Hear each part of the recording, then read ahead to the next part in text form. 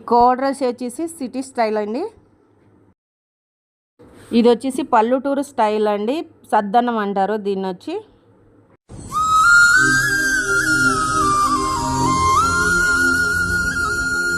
Hi friends, welcome back to Harshita kitchen 21. Friends, మనకి ఎండాకాలం వచ్చేసింది కదా. ఎండాకాలంలో ఆయిల్ ఐటమ్స్ టిఫిన్ చేయకోకుండా హెల్దీ బ్రేక్ఫాస్ట్ మనం ఎలా చేసుకోవాలో చూద్దాము. ఇది మన తరతరాల నుంచి వస్తుంది, అందరికీ తెలిసిందే మ్యాక్సిమం. కానీ ఏంటంటే నేను తెలియని వాళ్ళ గురించి నేను చెప్తున్నాను. మన తాతలు, తండ్రులు అంటే అందరి గురించి కాదు, నేను కొంతమంది గురించి. మనం పల్లెటూరులోకి వెళ్తే కూడా ఇప్పటికీ కూడా ఇదే బ్రేక్ఫాస్ట్ ఇంకా కంటిన్యూ చేస్తున్నారు కాబట్టి వాళ్ళంతా హెల్దీగా ఉన్నారు. వాళ్ళకి ఎటువంటి రోగాలు ఏమి లేకోకుండా ఉంది. ఈ హెల్దీ టిఫిన్ ఏంటంటే మనకి రోగ నిరోధక శక్తి కూడా మంచిగా పెంచిద్ది, చాలా మంచిది అనమాట.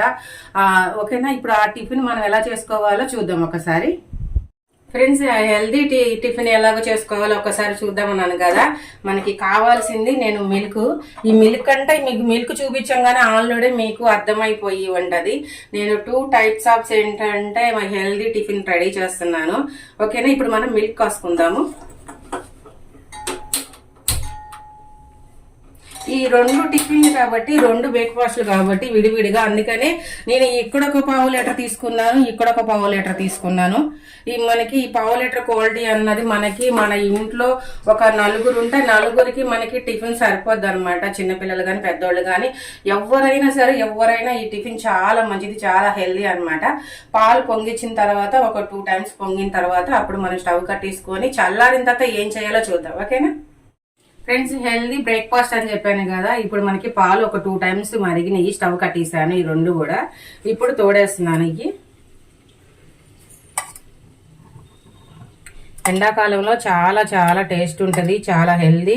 మన పొట్టకి ఏంటంటే చల్లగా ఉంటుంది. ఇలాంటివి తిన్నప్పుడు ఎటువంటి రోగాలు కూడా రాకోకుండా ఉంటాయి. ఇప్పుడు మనం ఇలా కలుపుకున్నాం కదా. ఇప్పుడు దీంట్లో ఏం చేద్దామంటే రైస్ వేసుకుందాం.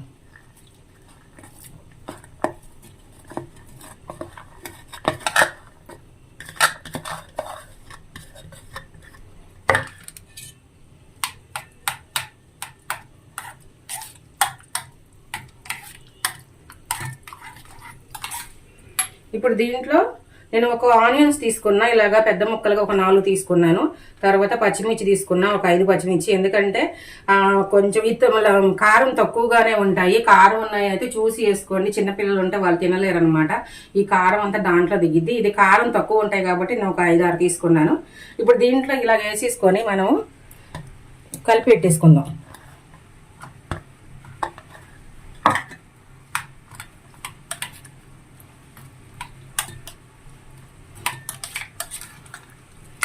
అంతే, ఇంకా మూత పెట్టేసుకుందాం.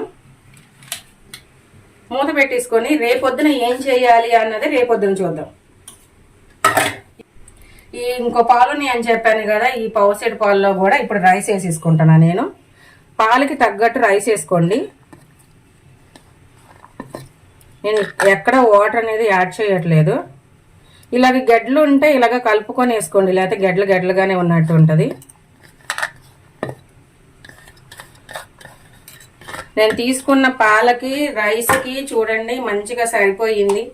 అంత ఎక్కువ అయిపోలేదు. మనకి పాలు అనేది మంచిగా కనబడుతున్నాయి చూడండి. ఇప్పుడు దీంట్లో కూడా మనం తోడేసేసాము. ఇలా కలిపేసుకొని ఇది కూడా ఇలా మూత పెట్టేసుకొని రేపొద్దున ఏం చేయాలా అన్నది రేపొద్దున చూద్దాం. ఓకేనా ఫ్రెండ్స్, అందరికీ వెరీ వెరీ గుడ్ మార్నింగ్. ఏంటి గుడ్ మార్నింగ్ చెప్తున్నారు అనుకున్నారా? ఏంటి ఎప్పుడు చూసినా welcome back to Harshita kitchen 21 చెప్పిద్ది, ఈరోజు గుడ్ మార్నింగ్ ఏంటి అని చెప్తున్నారా అనుకుంటున్నారా?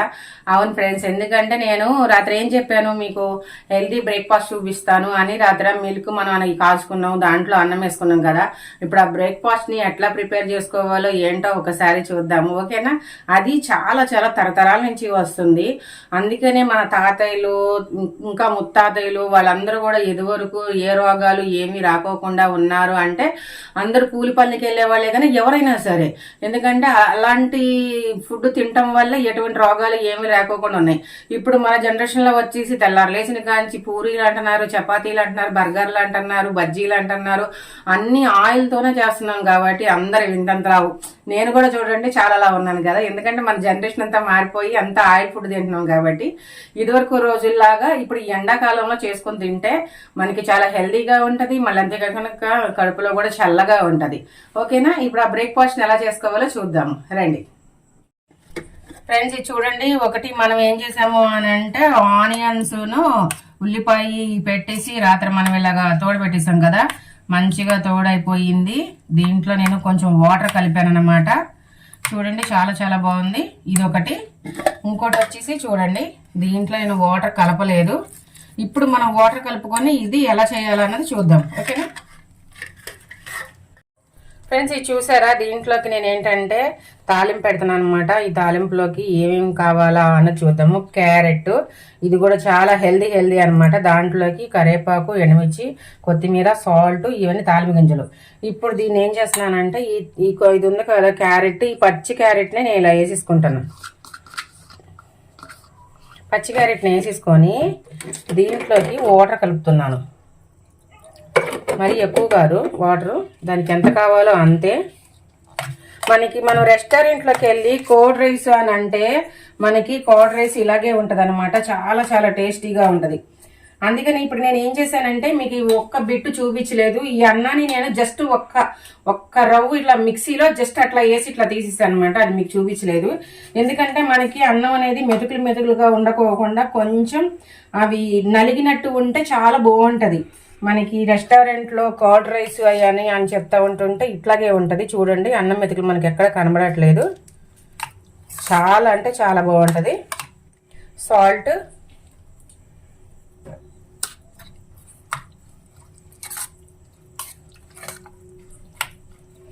ఇప్పుడు ఇందాక చెప్పాను కదా నేను ఈ ఆనియన్స్ దీంట్లో కూడా మనం సాల్ట్ వేసుకోలేదు. రాత్రి మనం జస్ట్ ఏంటంటే పాలన తోడు పెట్టాము.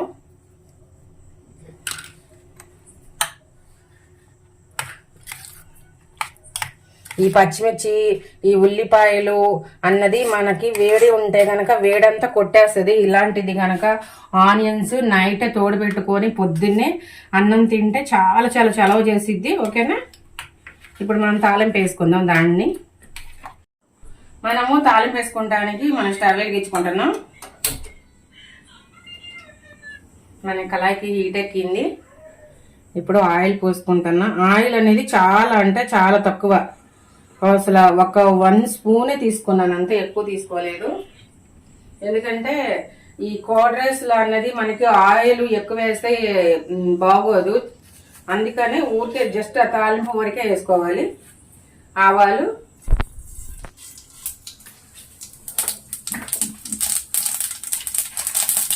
జీలకర్ర,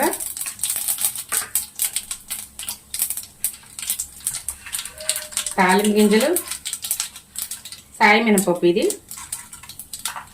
ఫ్రెండ్స్, దీంట్లో వచ్చేసి నేను పచ్చెనపప్పు వేయట్లేదు. ఓకేనా, ఎండుమిర్చి,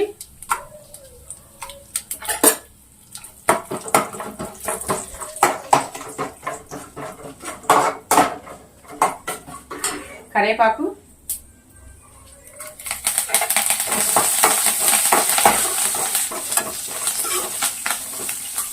తర్వాత కొత్తిమీర.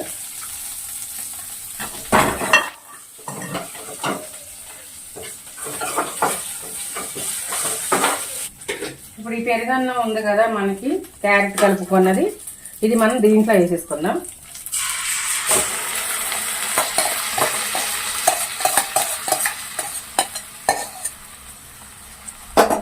నేను ఇక్కడ క్యారెట్ అనేది కొంచెం ఎక్కువే తీసుకున్నాను.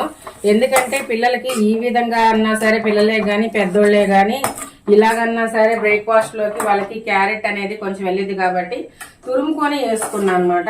చాలా బాగుంటుంది, చాలా టేస్ట్ ఉంటుంది. అది మనం తినేటప్పుడు ఎట్లా ఉంటది అంటే మనకి పచ్చి కొబ్బరి తింటున్న ఫీలింగ్ వస్తుంది.